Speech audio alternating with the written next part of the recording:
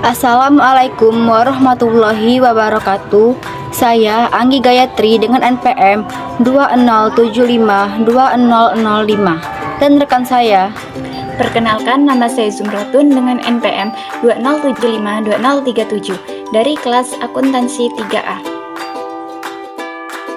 Baiklah, di sini kami akan menjelaskan materi mengenai Instrumen keuangan, aset keuangan, dan kas. Baik, untuk materi pertama yaitu instrumen keuangan. Apa sih instrumen keuangan itu?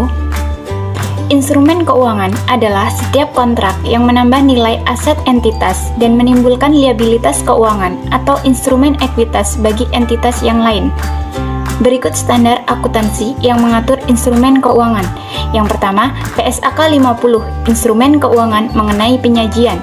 Yang kedua, PSAK 55, instrumen keuangan mengenai pengakuan dan penilaian. Dan yang ketiga, PSAK 60, instrumen keuangan mengenai pengungkapan. Untuk selanjutnya yaitu bentuk instrumen keuangan. Instrumen keuangan berdasarkan PSAK 50 berbentuk aset keuangan, liabilitas keuangan, dan instrumen ekuitas. Untuk yang pertama, aset keuangan. Aset keuangan ini terdiri atas yang pertama, kas baik dalam bentuk kas di dalam perusahaan dalam bentuk uang tunai maupun kas yang disimpan di dalam bank. Yang kedua, instrumen ekuitas yang diterbitkan entitas lain. Dalam sebuah entitas, aset ini merupakan bentuk investasi dalam saham.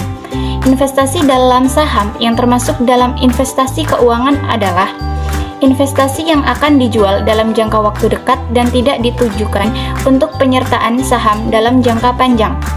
Untuk yang ketiga, hak kontraktual. Hak ini digunakan yang pertama untuk menerima kas atau aset keuangan lainnya dari entitas lain. Bentuk hak kontraktual ini dapat berbentuk klaim entitas terhadap entitas lain untuk mendapatkan kas atau aset keuangan. Contohnya, piutang, investasi dalam obligasi, dan pemberian pinjaman. Yang kedua, untuk pertukaran aset keuangan dengan entitas lain dengan kondisi berpotensi untung. Contoh bentuk kontrak ini dapat berupa forward, future, atau bentuk opsi untuk mempertukarkan aset keuangan.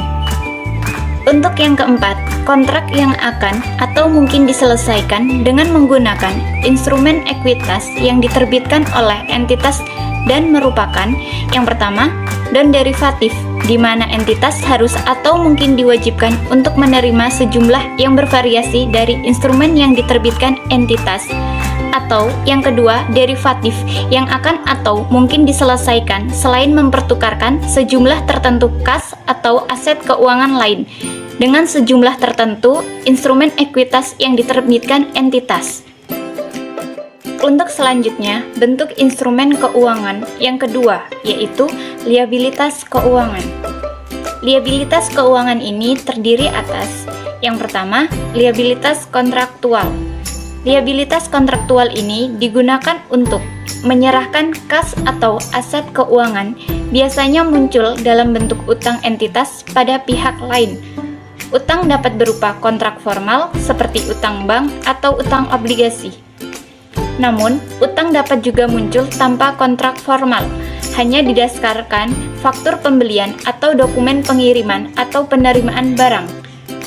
Selanjutnya digunakan untuk mempertukarkan aset keuangan atau liabilitas keuangan dengan entitas lain, dengan kondisi yang berpotensi tidak menguntungkan entitas. Entitas dapat membuat kontrak untuk mempertukarkan aset keuangan. Jika dalam kontrak tersebut berpotensi tidak menguntungkan, maka potensi tidak menguntungkan tersebut akan diakui sebagai liabilitas keuangan dan kerugian pada sisi lain. 2.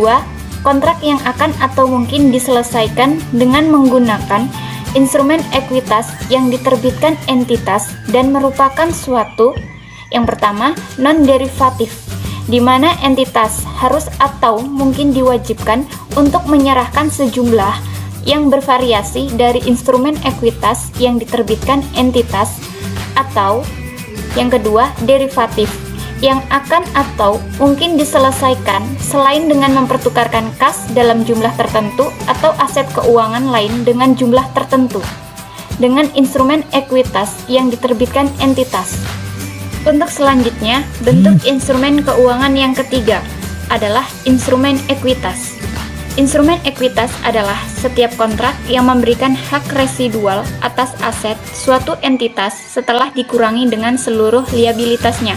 Kontrak yang akan diselesaikan oleh entitas dengan penyerahan atau penerimaan. Instrumen ekuitas miliknya dalam jumlah yang ditetapkan sebagai pengganti kas atau aset keuangan lainnya yang nilainya telah ditetapkan adalah instrumen ekuitas. Selanjutnya, konsep pengakuan dan pengukuran instrumen keuangan. Entitas mengakui aset keuangan atau liabilitas keuangan pada laporan posisi keuangan jika dan hanya jika entitas tersebut menjadi salah satu pihak dalam ketentuan dalam kontrak instrumen tersebut. Jika menurut definisi instrumen keuangan, maka saat kontrak tersebut mengindikasikan adanya suatu aliran manfaat ekonomi diterima atau diserahkan di masa mendatang dan diukur dengan andal, maka kontrak tersebut akan dicatat sebagai aset atau liabilitas keuangan. Pengukuran aset atau liabilitas keuangan dibedakan menjadi dua, yaitu pengukuran pada saat pengakuan awal dan pengukuran setelah pengakuan awal. Secara umum, pengukuran menggunakan dasar nilai wajar. Namun, saat nilai wajar tidak dapat diperoleh, maka dapat menggunakan nilai perolehan atau nilai tercatat. Setelah pengakuan awal, instrumen keuangan akan diukur dengan berbagai cara sesuai dengan jenisnya. Definisi dan klasifikasi masing-masing instrumen keuangan sangat penting untuk yang terjadi dapat serupa. Instrumen keuangan seperti halnya aset lain, yaitu perlu direview pada setiap pelaporan untuk melihat adanya indikasi penurunan nilai. Aset keuangan mengalami penurunan nilai jika nilai tercatat aset lebih tinggi dibandingkan nilai yang dapat diperoleh kembali. Jika terdapat bukti objektif penurunan nilai, maka harus dilakukan estimasi nilai yang dapat diperoleh kembali dan mengakui kerugian penurunan nilai. Selanjutnya, penyajian dan pengungkapan. Penyajian aset keuangan dalam laporan keuangan diatur khusus dalam PSAK 50, yaitu instrumen keuangan mengenai penyajian. Pernyataan ini menjelaskan secara umum prinsip penyajian instrumen keuangan sebagai liabilitas atau ekuitas dan saling hapus aset keuangan dan liabilitas keuangan. Prinsip penyajian ini berlaku terhadap kategori instrumen keuangan dari persepsi penerbit dalam aset keuangan, liabilitas keuangan, dan instrumen ekuitas, pengategorian yang terkait dengan suku bunga, dividen, kerugian, dan keuntungan, serta keadaan aset keuangan dan liabilitas keuangan akan saling hapus. Sedangkan pengungkapan aset keuangan diatur dalam PSAK 60, yaitu instrumen keuangan mengenai pengungkapan. Pernyataan ini mengatur pengungkapan dalam laporan keuangan yang memungkinkan pengguna mengevaluasi signifikan instrumen keuangan atas posisi dan kinerja keuangan entitas, serta jenis dan besarnya risiko yang timbul dan bagaimana entitas mengelola risiko tersebut. Baiklah, saya akan menjelaskan mengenai aset keuangan. Berdasarkan PSAK nomor 55, klasifikasi aset keuangan dibagi menjadi 4, yaitu aset keuangan diukur dengan nilai wajar melalui laba rugi, fair value to profit and loss atau FVTPL. Yang kedua yaitu investasi dipegang hingga jatuh tempo, hold to maturities atau HTM. Yang ketiga yaitu pinjaman yang diberikan atau piutang, loans or receivable atau LR. Dan yang terakhir yaitu aset keuangan tersedia untuk dijual, available for sale atau AFS. Pengklasifikasian aset keuangan ini memiliki makna strategis mengenai setiap klasifikasi memiliki metode penilaian yang berbeda, baik dalam pengakuan awal maupun setelah pengakuan awal. Perbedaan klasifikasi didasarkan pada intensi manajemen terkait dan jenis aset keuangan. Selanjutnya, saya akan membahas mengenai klasifikasi aset keuangan satu persatu. Yang pertama, kita akan membahas aset keuangan diukur dengan nilai wajar melalui laba rugi, fair value to profit and loss atau FVPL. merupakan aset keuangan yang dimaksudkan untuk tujuan dijual atau dibeli kembali dalam waktu terdekat. Aset keuangan ini dimaksudkan untuk diperdagangkan. Ketentuan standar lama menyebut kelompok ini sebagai surat berharga, diperdagangkan atau trading securities. FVPL umumnya berbentuk investasi dalam surat berharga, baik saham obligasi maupun instrumen keuangan jangka pendek lainnya, termasuk derivatif seperti opsi saham dan opsi lainnya. Derivatif yang ditetapkan untuk lindung nilai dan efektif tidak termasuk dalam klasifikasi ini. Entitas dapat dimanfaatkan kelebihan kas yang dimiliki untuk saham atau obligasi yang diharap dapat memperoleh dividen, bunga, atau kenaikan nilai investasi atau capital gain. Menurut PSAK nomor 55 revisi 2013, aset keuangan diklasifikasikan sebagai FVPL jika memenuhi salah satu dari kondisi sebagai berikut. Yang pertama, diklasifikasikan dalam kelompok diperdagangkan. Maksudnya, diperoleh atau dimiliki untuk dijual atau dibeli dalam waktu terdekat, yang merupakan bagian dari portofolio instrumen keuangan dan merupakan derivatif yang bukan instrumen lindung nilai. Yang kedua yaitu pada saat pengakuan awal setelah diukur pada nilai wajar melalui laba rugi. Maksudnya yaitu entitas menggunakan penetapan ini ketika melakukannya akan menghasilkan informasi yang relevan. FVPL dinilai pada pengakuan awal sebesar nilai wajar, yaitu nilai perolehan investasi tersebut. Biaya transaksi dikeluarkan untuk memperoleh investasi ini dibebankan sebagai beban periode berikut. Pemisahan biaya transaksi dalam komponen beban periode berjalan akan membuat perbandingan antara nilai wajar saat transaksi dan nilai wajar pada pengukuran setelah pengakuan awal lebih mudah dilakukan. Setelah pengakuan awal, FVPL diukur dengan nilai wajar pada tanggal pelaporan tanpa harus dikurangi dengan biaya transaksi. Selisih antara nilai tercatat dengan nilai wajar pada tanggal pelaporan akan dilaporkan sebagai keuntungan kerugian yang dilaporkan dalam laba rugi komprehensif. Untuk investasi ini disebut sebagai nilai wajar melalui laba rugi karena perubahan nilai wajar dilaporkan dalam laba rugi. Laba rugi dari perubahan nilai wajar merupakan laba rugi yang belum direalisasikan karena aset tersebut belum dijual. Dalam penyusunan laporan arus kas dengan metode tidak langsung, laba rugi perubahan nilai wajar tidak dikategorikan sebagai arus kas dari kegiatan operasi. Pemegang saham juga harus memahami jika entitas membukukannya untuk keuntungan dari perubahan nilai wajar, karena keuntungan ini belum direalisasikan. Keuntungan atau kerugian ini tidak dapat terrealisasi jika di periode berikutnya terjadi perubahan harga yang sebaliknya. Keuntungan atau kerugian perubahan nilai investasi bukan merupakan objek pajak.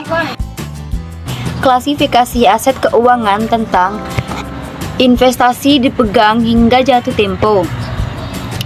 Investasi dipegang hingga jatuh tempo adalah aset keuangan non-derivatif dengan pembayaran tetap atau lebih ditentukan dan jatuh temponya telah ditetapkan serta entitas mempunyai intensi positif dan kemampuan untuk memiliki aset keuangan tersebut hingga jatuh tempo. Investasi keuangan yang tidak dimiliki hingga jatuh tempo tidak dapat dikategorikan dalam investasi ini. Jika manajemen tidak memiliki keinginan yang disertai kemampuan untuk memegang hingga jatuh tempo juga tidak dapat diklasifikasikan dalam investasi ini. Entitas harus menghitung tingkat suku bunga efektif. Suku bunga efektif adalah suku bunga secara tetap mendiskontokan pendapatan bunga atau beban bunga selama estimasi pembayaran atau penerimaan kas di masa depan selama perkiraan umur dari instrumen keuangan. untuk memperoleh nilai tercatat neto aset atau liabilitas keuangan. Bunga efektif tidak selalu sama dengan bunga yang dibayarkan atau ditetapkan. Jika bunga efektif lebih tinggi dari bunga yang dibayarkan, maka aset memiliki nilai lebih rendah dibandingkan dengan nilai nominalnya, sehingga akan muncul diskon. Jika sebaliknya, akan muncul premium. Setelah pengakuan aset awal, aset akan diukur sebagai nilai amortisasi, yaitu nilai awal aset ditambah dengan amortisasi diskon atau premium. Amortisasi diskonto akan menambah pendapatan bunga sehingga total bunga yang diakui sebesar bunga yang diterima ditambah dengan amortisasi diskon. Yang ketiga yaitu pinjaman yang diberikan atau piutang, loans or receivable atau LR. Pinjaman yang diberikan atau piutang adalah aset keuangan non-derivatif dengan pembayaran yang telah ditentukan dan tidak mempunyai kuotasi pasar aktif, kecuali yang termasuk dalam 3 kategori aset keuangan yang lain. Kepemilikan atas aset yang bukan pinjaman yang diberikan atau piutang, misalnya kepemilikan reksadana, dan tidak dapat diklasifikasikan sebagai pinjaman dan piutang. Pada saat pengakuan awal, pinjaman yang diberikan dan piutang diakui sebesar harga diperoleh ditambah dengan biaya transaksi yang dapat didistribusikan langsung dengan perolehan piutang dan pinjaman. Setelah pengakuan awal, pinjaman yang diberikan dan piutang ini akan diukur pada biaya perolehan diamortisasi dengan menggunakan metode suku bunga efektif. Yang keempat adalah aset keuangan tersedia untuk dijual. Aset keuangan tersedia untuk dijual adalah aset keuangan non-derivatif yang ditetapkan tersedia untuk dijual atau tidak diklasifikasikan sebagai EVPL, HTM, dan LR. Jika tidak termasuk dalam kategori aset keuangan ketiga sebelumnya, maka akan diklasifikasikan sebagai AFS. Materi selanjutnya adalah klasifikasi aset keuangan. Pada pengakuan awal, AFS diakui sebagai nilai wajar, biaya transaksi yang diatribusikan secara langsung untuk perolehan investasi AFS dikapitalisasi untuk menambah nilai AFS. Untuk AFS dengan pembayaran tetap atau yang telah ditentukan, biaya transaksi diamortisasi ke laba rugi dengan menggunakan suku bunga efektif. Setelah pengakuan awal, AFS dengan pembayaran tetap atau telah ditentukan diukur pada biaya perolehan setelah diamortisasi dengan menggunakan suku bunga efektif. Selisih nilai wajar dengan nilai tercatat akan diakui sebagai keuntungan dan kerugian dalam ekuitas dan dilaporkan dalam pendapatan komprehensif. Selanjutnya yaitu reklasifikasi. Entitas tidak diperkenankan untuk mereklasifikasi instrumen keuangan dari atau ke kategori FVPL. Dalam kondisi tertentu sesuai dengan PSAK 55 revisi 2013, FVPL dapat direklasifikasi ke LR dan situasi yang sangat langka. Yang selanjutnya yaitu penurunan nilai. Aset keuangan yang diukur dengan harga perolehan, diamortisasi, serta aset keuangan tersedia dijual dapat mengalami penurunan nilai. Sedangkan untuk aset keuangan yang dinilai dengan nilai wajar melalui laba rugi, secara otomatis akan menurun nilainya mengikuti harga pasarnya, sehingga tidak perlu ada evaluasi penurunan nilai. Aset keuangan atau kelompok aset mengalami penurunan nilai apabila nilai tercatat atau biaya perolehan diamortisasi lebih tinggi daripada nilai dapat diperoleh kembali. Evaluasi atas apakah terdapat bukti objektif penurunan nilai harus dilakukan setiap tanggal pelaporan posisi keuangan. Bila terdapat bukti objektif penurunan nilai, maka harus dilakukan estimasi nilai yang dapat diperoleh kembali dan mengakui kerugian penurunan nilai sebesar selisih nilai tercatat dan diperoleh kembali. Evaluasi penurunan nilai dilakukan dengan prosedur berikut. 1. Aset keuangan yang secara individu signifikan dilakukan pengujian penurunan nilai secara individu. Kedua, jika aset keuangan yang secara individu signifikan pada saat pengujian individual tidak mengalami penurunan nilai, maka harus dinilai dalam kelompok aset keuangan yang memiliki karakteristik risiko kredit yang sama. Ketiga, yaitu penilaian kelompok dilakukan untuk aset yang secara individu tidak signifikan dan aset keuangan yang secara individu signifikan tetapi tidak mengalami penurunan nilai. Selanjutnya yaitu penghentian pengakuan.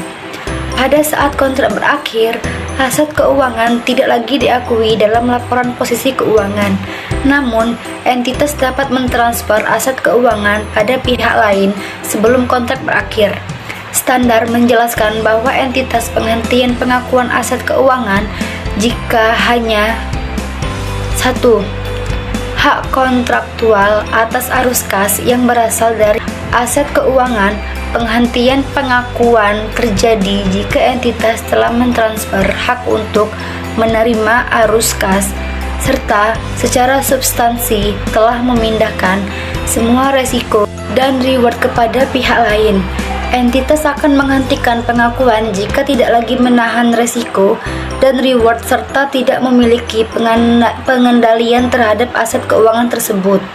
Jika kriteria bukuan terpenuhi, maka aset keuangan akan dihapus dari pencatatan entitas. Untuk materi yang ketiga yaitu kas. Pasti teman-teman udah pada nggak asing kan dengan kas? Nah, jadi kas adalah alat pertukaran atau pembayaran yang dimiliki perusahaan dan penggunaannya tidak dibatasi.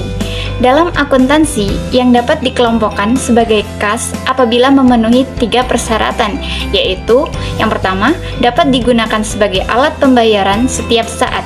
Yang kedua, berlaku sebesar nilai nominal saat disetor ke bank. Dan yang ketiga, penggunaannya tidak dibatasi. Kas ini merupakan aktiva yang paling lancar dibanding aktiva lainnya. Dan kas yang dimiliki perusahaan bisa terdiri dari kas di tangan atau cash on hand dan kas di bank atau cash in bank. Selanjutnya yaitu kas kecil atau petty cash. Kas kecil adalah uang tunai yang disediakan untuk digunakan membayar pengeluaran-pengeluaran yang jumlahnya relatif kecil. Sistem pencatatan dana kas kecil ada 2, yaitu yang pertama, sistem dana tetap atau impress fund system. Dalam sistem ini, dana kas kecil jumlahnya selalu tetap. Pada awal akan dibentuk dana kas kecil dalam jumlah tertentu. Setiap ada pengeluaran akan dibuat bukti pengeluaran tetapi tidak dibuat jurnal, namun akan dijurnal saat pengisian kembali kas kecil. Yang kedua, sistem dana fluktuasi. Dalam sistem ini, dana kas kecil tidak ditetapkan sejumlah tertentu, sehingga saldonya bervariasi dari waktu ke waktu. Dalam rangka pengendalian, sistem impress dapat dikatakan lebih baik, karena jumlah dana kas kecil akan terkontrol dan tidak akan terjadi penumpukan dana kas kecil dalam unit pembayar atau kasir. Mekanisme pengendalian juga terjadi karena setiap penggantian akan dilakukan penghitungan dana kas kecil terpakai dan tersisa sehingga dapat memonitor pemakaian dan memastikan tidak ada uang yang hilang. Sedangkan metode fluktuasi, jumlah dana di kasir tidak terkontrol dan jumlahnya dapat bertambah terus jika dana tidak terpakai. Berikut sekilas contoh penjurnalan transaksi kas kecil. Yang pertama, pada tanggal 10 Desember 2019 dibentuk dana kas kecil sebesar 200.000 dengan mengeluarkan selembar cek. Maka, jurnal untuk metode impress adalah kas kecil sebesar 200.000 di debit, kas di bank sebesar 200.000 di kredit.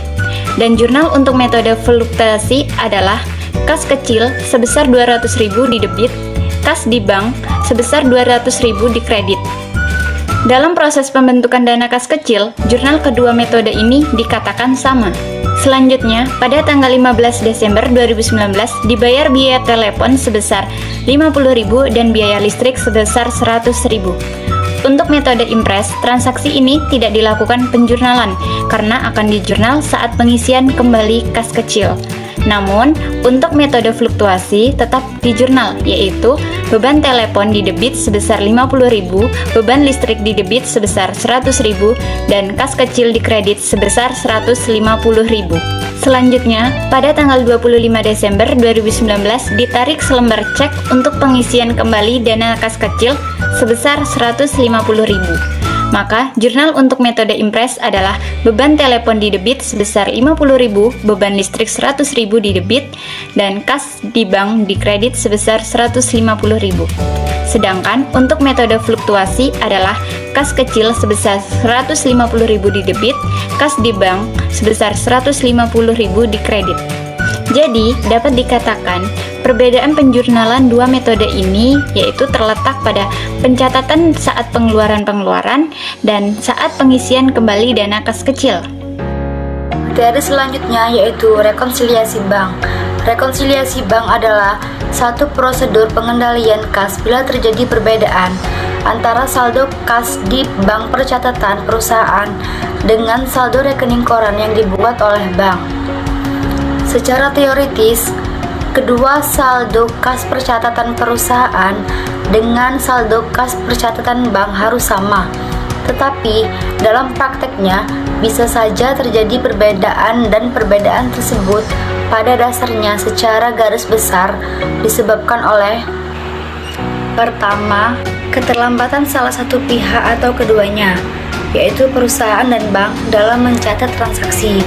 Yang kedua yaitu kesalahan dalam mencatat transaksi di salah satu pihak atau keduanya, bank atau perusahaan. Baiklah teman-teman, untuk di atas ini terdapat contoh format rekonsiliasi bank dalam format T. Dari format rekonsiliasi bank yang tersedia di atas memiliki dua sisi yang berbeda, yaitu antara saldo kas perusahaan dan saldo kas di bank. Berikut penjelasan dari masing-masing kedua sisi tersebut. Jika dilihat dari sisi bank, terdapat bank bertambah dan bank berkurang. Bank bertambah terdiri dari setoran dalam proses atau deposit in transit, yaitu setoran yang dilakukan perusahaan tetapi oleh pihak bank belum dicatat. Yang kedua yaitu koreksi positif. Koreksi positif bisa terjadi karena penerimaan dicatat terlalu kecil dan pengeluaran dicatat terlalu besar. Sedangkan bank berkurang apabila 1. Cek dalam peredaran atau outstanding check, yaitu cek-cek yang telah dikeluarkan tetapi oleh pemegangnya belum dicairkan. Kedua yaitu koreksi negatif, bisa terjadi karena penerimaan dicatat terlalu besar dan pengeluaran dicatat terlalu kecil. Sedangkan jika dilihat dari sisi perusahaan, terdapat saldo bertambah dan juga berkurang. Saldo perusahaan bertambah apabila tagihan piutang dagang atau wesel tagih yang tagihannya telah dilakukan bank atau debitur telah melunasi melalui bank, tetapi perusahaan belum diberitahu. Selanjutnya yaitu penjualan. Penerimaan dari hasil penjualan, cek telah disetor ke bank tetapi perusahaan belum mencatatnya sebagai penerimaan. Dan yang terakhir yaitu jasa giro atau pendapatan bunga. Sedangkan saldo perusahaan berkurang apabila terdapat cek kosong atau cek tidak cukup dana. Maksudnya, cek yang sudah diterima dan pada saat dicairkan ternyata tidak cukup dana. Selanjutnya, cek di tempat.